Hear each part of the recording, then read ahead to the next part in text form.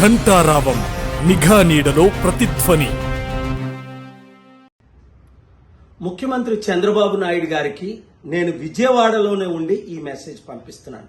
Media మిత్రులందరూ ప్రతి విజయవాడలో ఉన్న సిటిజన్కి ఈ మెసేజ్ అందినంత వరకు మీరు ప్రచారం చేయండి. చాలా డేంజరస్ సిచ్యువేషన్లో దాదాపు కొన్ని లక్షల మంది విజయవాడలో ప్రాణహానితో ఉన్నారు. ఇప్పుడు వరకు చనిపోయింది కొన్ని వందల మంది అని, కొందరు 2300 అని. నేను మొన్న నిన్న ఈరోజు ఉన్న ఎక్స్పీరియన్స్తో చెప్తున్నాను. వాటర్ బోర్న్ డిసీజెస్ అంటే కాలువల్లో ఉండిపోయి వచ్చిన రోగాలు చాలా డేంజరస్. నెంబర్ 1, దాన్ని సాల్వ్ చేయాలంటే కనీసం ఒక రాజకీయ పార్టీలకి 100 బస్సులు పెట్టినట్టు ఒక 1000 బస్సులు పెట్టి సింగ్ నగర్, బాంబే కాలనీ, అశోక్ నగర్ అన్ని కాలనీల నుంచి ప్రజలందరినీ ఇవాక్యుయేట్ చేసేయాలి. ముందు వారి బంధువుల దగ్గరికైనా పంపించాలి. ఇంకా లక్షల మంది, 3 లక్షల మంది ఉన్నారు. ఫస్ట్ పాయింట్, వారికి ఇమీడియట్ మెడికల్ ట్రీట్మెంట్ ఇప్పించాలి. 2, డీహైడ్రేషన్ అయిపోయారు అంటే నీళ్లు లేక 190% ప్రజలకు మంచినీళ్లు లేవు. అన్ని కాలనీలు నేను తిరిగాను కదా బోట్లో, చాలా డేంజరస్ సిచ్యువేషన్. మంచినీళ్లు ఇమీడియట్ గా ప్రతి ఒక్కరికి సప్లై చేయాలి. చంద్రబాబు నాయుడు గారు మీరు చాలా కష్టపడుతున్నారు. I appreciate.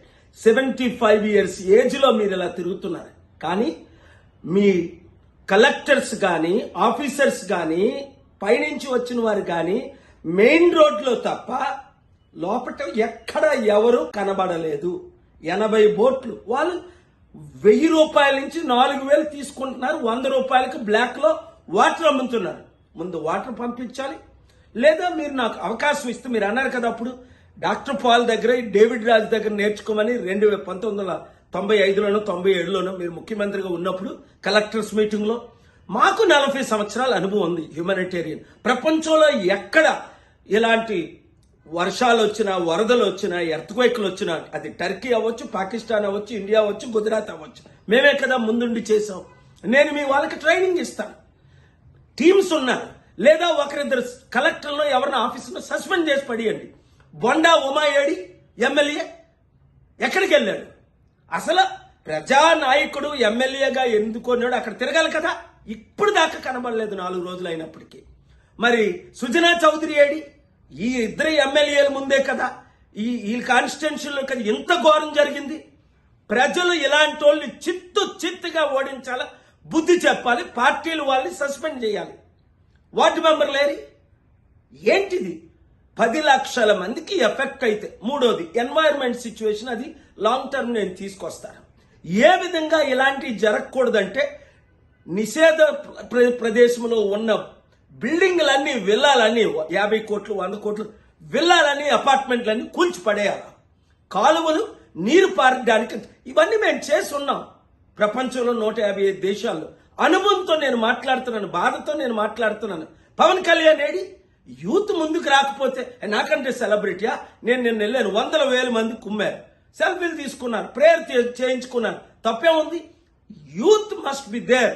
చంద్రబాబు నాయుడు గారు మీరు మంచి అడ్మినిస్ట్రేటర్, కానీ ఇది చాలా మెజరబుల్ గా ఫెయిల్ అయిపోయినట్టు. అందరూ ఈ మెసేజ్ పంపించమన్నారు కాబట్టి ఆలోచించి, నేను మిమ్మల్ని క్రిటిసైజ్ చేయట్లేదు, మీరు కష్టపడతారు. ఈ మెసేజ్ ద్వారా ఇప్పుడు మీరు అనుకుంటే నేను ఐలాపురం హోటల్ ఉన్నాను, మిమ్మల్ని వచ్చి కలుస్తాను, వారిని వచ్చి కలుస్తాను, మీ కలెక్టర్లకు ట్రైనింగ్ ఇస్తాను. ఇలాంటి ప్రాబ్లమ్స్ 24 hours లో మొత్తం ఇంకా ప్రాబ్లం లేకుండా సాల్వ్ చేసి పడేద్దాం. మా 7 step ప్లాన్ ని నేను ఇంప్లిమెంట్ చేస్తాను. Thank you very much. ఈ వీడియో అందరికీ షేర్ చేయండి. ప్రజలారా మీరు మాత్రం అక్కడ ఉండకండి, బయటకు వచ్చేయండి, బంధువుల ఇంటికి వెళ్ళిపోండి, ఏదో విధంగా పడవల్లో బయటకు వచ్చేయండి, కాలనీలో ఉండకండి. చాలా dangerous. Prevention is better than cure.